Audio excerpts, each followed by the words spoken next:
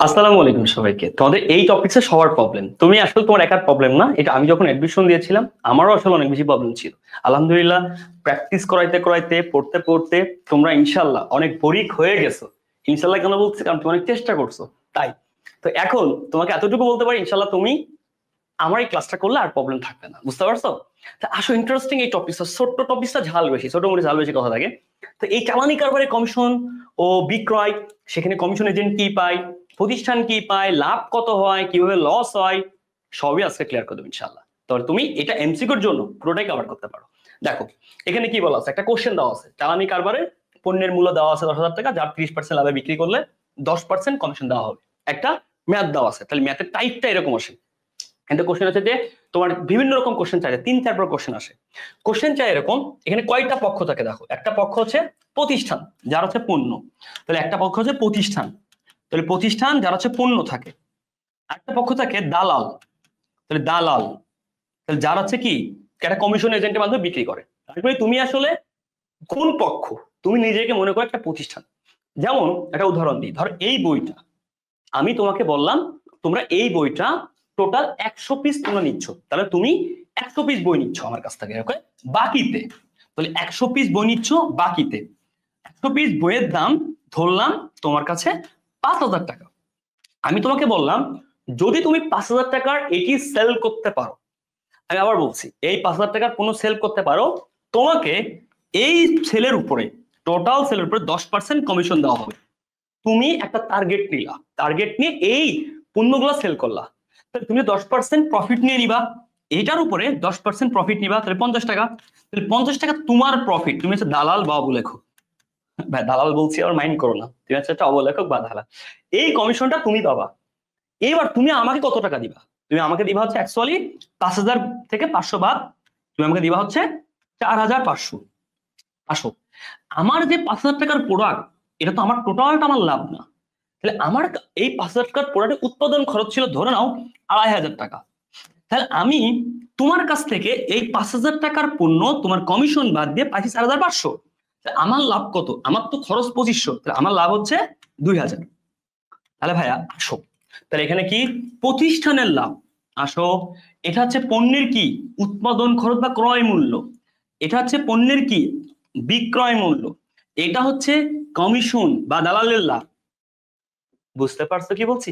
আসো এইবার একটি ম্যাথের মাধ্যমে এ টু জেড ক্লিয়ার করে দিই, প্রত্যেকটা ম্যাথ তুমি পারবা। এখানে বলা আছে চালানি কারবারে পণ্যের মূল্য মানে দাম হচ্ছে এত টাকা, 30% লাভে বিক্রি। তাহলে ভাইয়া এই 10,000 টাকার উপর 30% লাভ, তাহলে 30% লাভ। আমরা সবাই জানি পণ্যের মূল্য তার সাথে লাভ যদি যোগ করা হয়, তাহলে মূল্য বলতে ক্রয় মূল্য, বাকি বিক্রিত পণ্যের ব্যয় বলে। আমরা ইন্টারে পড়ে আসছি লাভ মানে মুনাফা, তাহলে বিক্রিত পণ্যে মুনাফা যোগ করলে তার নাম হয় বিক্রয় মূল্য। কিভাবে? ধরো একটা পণ্য তোমার উৎপাদন করতে, এটা উৎপাদন করতে খরচ হচ্ছে 7 টাকা, তুমি কিন্তু লাভ করবা 2 টাকা, টোটাল বিক্রয় মূল্য 10 টাকা।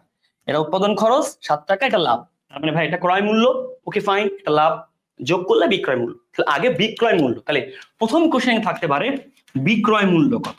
তাহলে ভাই বিক্রয় মূল্যটা হচ্ছে ক্রয় মূল্য যার উপরে 30% লাভ। 10% করলে কত? একটা শূন্য কাটান, 10% কত? 1,000। তোমাদের এর আগের বার্তার ম্যাথ আমি বহুত শিখাইছি। তাহলে ভাই 10% একটা শূন্য কাটিং, তাহলে 1,000, 30% 3 গুণ 3,000, 10,000 যোগ 3,000, 13,000 টাকা আছে টোটাল কি মূল্য। ভাই 10% একটা শূন্য কাটিং, তুমি ভাইয়া ক্যালকুলেটর দেখো, 10% একটা শূন্য কাটিং 1,000, 10% 1,000, 30% 3,000। যে একবার ক্যালকুলেটর হ্যাজ ক্লাস করো, একটু ক্যালকুলেটর পানি হয়ে যাবে ইনশাআল্লাহ। এবার আসো, তাই 13,000 টাকা আছে বিক্রয় মূল্য। তাহলে প্রথম কোশ্চেন চাইতে পারে, অ্যান্সার ক্লিয়ার। এখন আসো 10% কমিশন, তাহলে এটা তো 10% কমিশন কার টাকা? দালালের। বা তোমার পরীক্ষায় কোশ্চেন হবে যে দালালের কমিশন কত, তাহলে পরীক্ষায় প্রশ্ন হবে কি দালালের কমিশন বা অবলেখের কমিশন। Very important. এটা কি এর উপর ধরবো নাকি এই যে বিক্রির উপর ধরবো? এই জায়গায় স্টুডেন্ট আটকে যায়। মনে রাখবা দালাল বা কমিশন যে ব্যক্তি, সে বিক্রয়ের উপর কমিশন নিয়ে থাকে। তাহলে দালাল বা ব্যক্তি কিসের উপর কমিশন নেয়? বিক্রয়ের উপর। এই জায়গায় স্টুডেন্ট আটকে যায়, তাহলে স্টুডেন্টরা এখানে আটকে যায়। তাহলে বিক্রয়ের উপর কমিশন নিলে 13,000 টাকার উপরে কত পার্সেন্ট? তাহলে 13,000 টাকার উপরে 10% কমিশন নেবে সে। তাহলে 13,000 টাকা 10% কমিশন নিলে 1,300 টাকা। বুঝতে পারছো?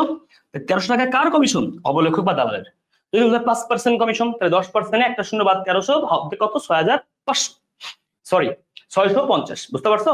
13,000 10% 1,300, তাহলে 650 হতো কি 5% করলে। আসো তাহলে এবার 13,000 টাকা আমার তো টোটাল বিক্রয়, এখান থেকে দালাল রাখছে কত 1300, দালাল আমাকে কত দিবে, আমার তো প্রোডাক্ট, তা আমাকে 13,000 থেকে 1300 বাদ দাও, 13,000 মাইনাস 1300, ওকে ফাইন। তাহলে যা হবে তাই, 13,000 থেকে 1,000 বাদ দিলে 12,000, 300 বাদ দিলে 11,700, ডান। তার মানে বুঝতে পারছো এইটা হচ্ছে কি প্রতিষ্ঠান পাবে, এটা প্রতিষ্ঠান পাবে, এইটা প্রতিষ্ঠানের লাভ না, কেন প্রতিষ্ঠান কেবল পাইছে, তাহলে প্রতিষ্ঠান লাভ কত দেখো তো, এই পণ্য কেনা ছিল 10,000, এটা ক্রয় মূল্য 10,000, প্রতিষ্ঠান পাইছে 13,100, তাহলে প্রতিষ্ঠানের লাভ কত, এইবার লাভ বেরোবে 3,700 টাকা লাভ, বুঝেছো সবাই? আবার বুঝাই, নাম্বার 1 কোশ্চেন, বিক্রয় মূল্য বের করতে হবে, দালালের কমিশন বের করতে হবে, বিক্রয় মূল্যের উপরে বের করছি, কমিশন বাদ দেওয়ার পরে যেটা এটা প্রতিষ্ঠান কি পাবে, বুঝলো, কমিশন বাদ দেওয়া, তাহলে এইটার নাম কি, এইটার নাম হচ্ছে কমিশন পরবর্তী, কমিশন পরবর্তী বিক্রয় মূল্য, তাহলে কমিশন পরবর্তী বিক্রয় মূল্য। আবার বলছি, নট মুনাফা, এটার নাম মুনাফা বলা যাবে না, এটা হচ্ছে কমিশন পরবর্তী বিক্রয় মূল্য। আমি আবার বলছি, কমিশন পরবর্তী বিক্রয় মূল্য, বুঝতে পারছো? কমিশনের পরে আমরা অনেকে শুনে কমিশন পরবর্তী মুনাফা দিয়ে দিই, হ্যাঁ মুনাফা তো এইটা, বুঝতে পারছো? তাহলে এটা হচ্ছে কমিশন পরবর্তী মূল্য, ওকে? তাহলে কমিশন বাদ দেবে এত টাকা তোমার প্রতিষ্ঠানকে দেওয়া হবে, তাহলে এইটা মূল্য দেওয়া হলো, কিন্তু প্রতিষ্ঠানে খরচ 10,000, এই 10,000 খরচ 13,700 টাকা পাইছে, 3,700 লাভ। অনেক সময় ক্ষতি হয়, কিভাবে ক্ষতি হয়, কিভাবে ক্ষতি হয়, তাহলে যখন পণ্যটা কি লসে বিক্রি হয় তখন ক্ষতি হয়, অনেক সময় লসেও বিক্রি করে প্রতিষ্ঠান, বুঝতে পারছো?